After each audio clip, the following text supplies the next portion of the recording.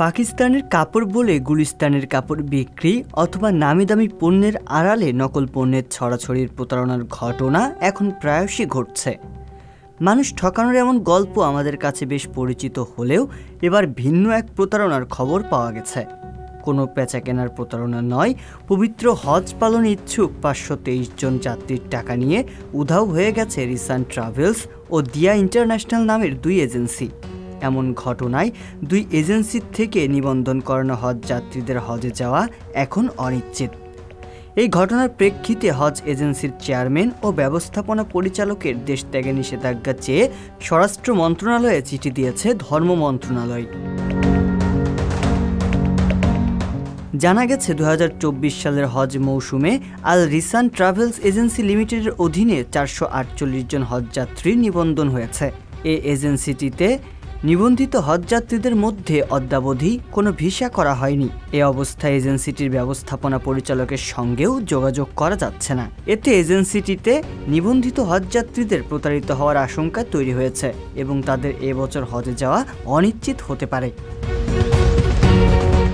এদিকে রংপুরে দিয়া ইন্টারন্যাশনাল নামে আরেকটি হজ এজেন্সির 75 জন যাত্রীরাও একই ধরনের প্রতারণার ভুক্তভোগী। দিয়া ইন্টারন্যাশনাল এজেন্সি মালিক লিড এজেন্সির সঙ্গে সমন্বয় না করে 75 জন যাত্রীর 3 কোটি টাকা নিজেদের নামে করা এজেন্সির ব্যাংক হিসাবে নিয়েছেন। ফলে এই হজ যাত্রীদেরও হজযাত্রা নিয়ে তৈরি হয়েছে অনিশ্চয়তা। এর পরিপ্রেক্ষিতে ওই হজ এজেন্সির চেয়ারম্যান ও ব্যবস্থাপনা পরিচালককে দেশ থেকে নিষেধাজ্ঞা দিতে স্বরাষ্ট্র মন্ত্রণালয়কে চিঠি দিয়েছে ধর্ম মন্ত্রণালয়।